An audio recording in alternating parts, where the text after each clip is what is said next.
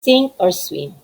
Mapping students' deciding factor to survive and to quit schooling amidst COVID-19 pandemic through root cause analysis. The pandemic challenged the education system across the world and forced educators to shift to an online mode of teaching overnight. Many academic institutions that were earlier reluctant to change their traditional pedagogical approach had no option but to shift entirely to online teaching learning. This study is anchored on the Resilience Donut Framework by Worsley 2006. The research question is, what makes the student survive and quit schooling in an online learning modality? The research method used in this study is root cause analysis process, which entails to define the problem, collect data, identify possible causal factors, identify root causes, and lastly, recommend for possible solution. Similar to grounded theory, a systematic inductive method was utilized in extracting the factors and reasons why students want to continue or quit schooling amidst the pandemic or remote learning. From the 370 respondents, the deciding factors are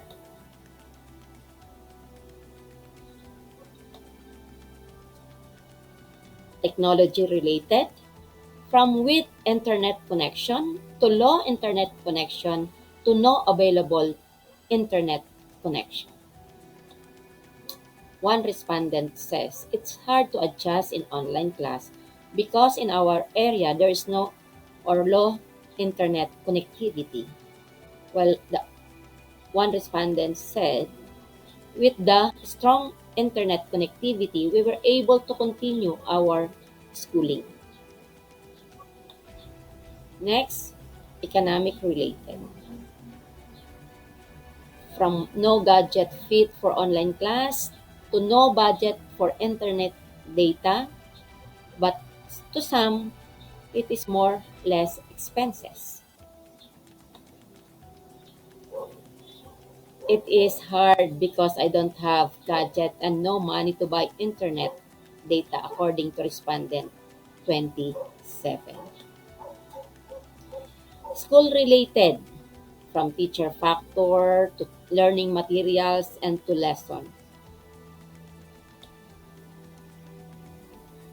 According to respondent number 152, the school managed the retrieval and distribution of the learning materials. Well, respondent number 5, teachers are very accommodating. And then according to respondent number 19, when I don't understand the lesson, I was ashamed to ask for clarification. Family and home environment related. From family support to noise and clutter surroundings to household chores. According to respondent number 136, more time for bonding with my family, and for respondent 86, online class is fine, only there's a lot of household chores to attend to. Next is the learning environment or online learning. To some, it is more on flexibility. To some, it is more on mental health issue.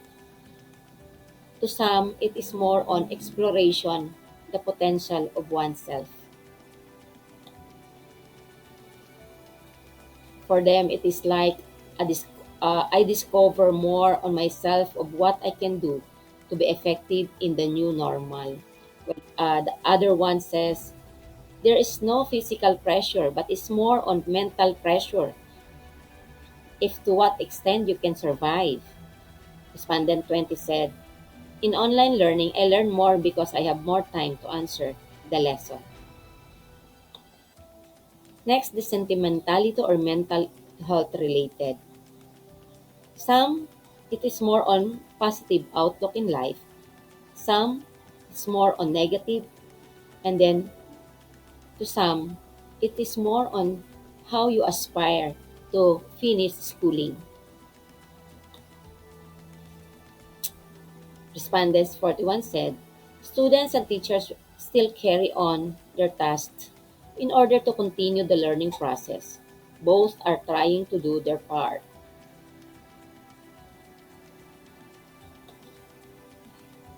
Sink or swim. So, here are the deciding factors or root causes of students quitting school. First, there's no gadget fit for online learning. Financial, no budget for internet data. Next, they are thinking that they are not learning through online class. Next, the lessons are difficult to understand without the help of the teach, of their teachers. Next, it's hard to separate the time of studying and household chores. Can't focus in my study because on the noise and mess in our house. It is hard because I am working at the same time studying. Deciding factors not to quit. Flyant as bamboo or being resilient as one of the quality of being a Filipino.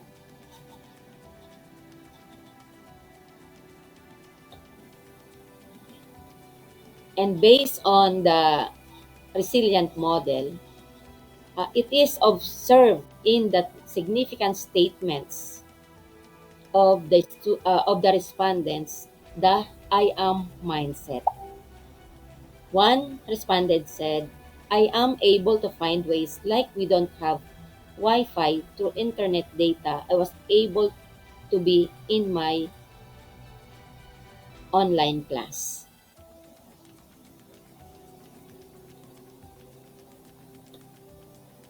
Next, the I can do it attitude.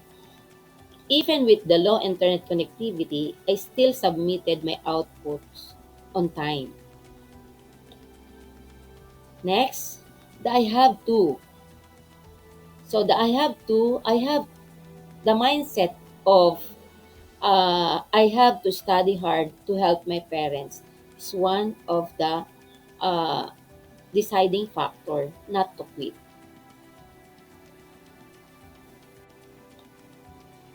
Now, the data analytics or feel to quit is more on the household chores, with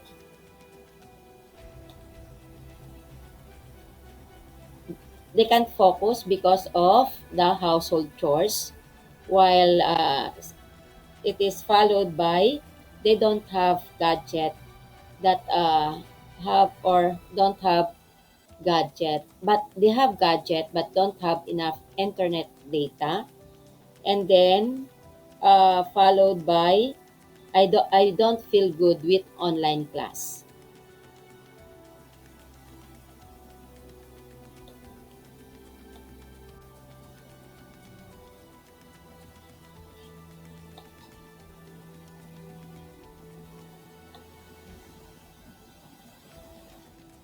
So in this data, it showed that with the question, what is your impression on online learning during COVID-19 pandemic?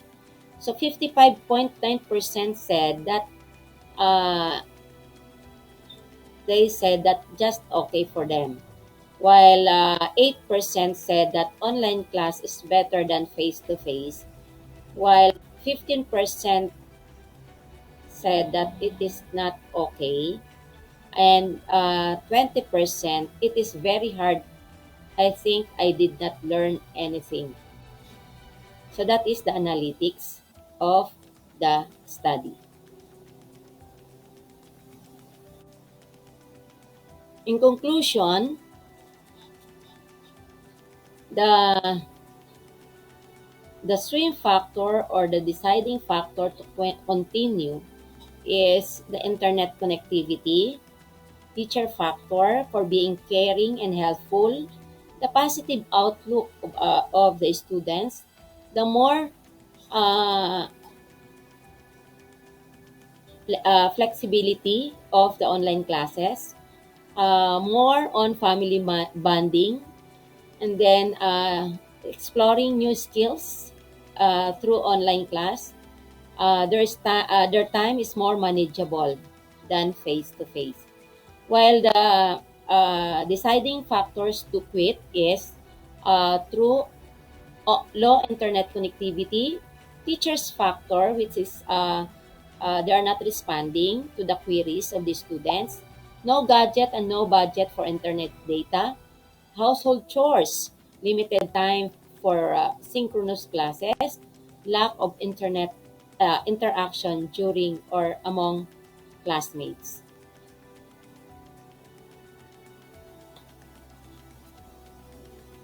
And for the recommendation, based on the derived data, the deciding factors of the students to continue and to quit school comes from the multifaceted root causes. Hence, this study recommends the psychosocial support talks or seminars that focuses on the resilience theoretical model by Worsley 2006 in order to strengthen the what I have, what I am, and what I can aspect of the student. This ends my presentation for the for my research project, Sink or Swim, mapping students' deciding factor to survive and to quit schooling amidst COVID-19 pandemic through root cause analysis.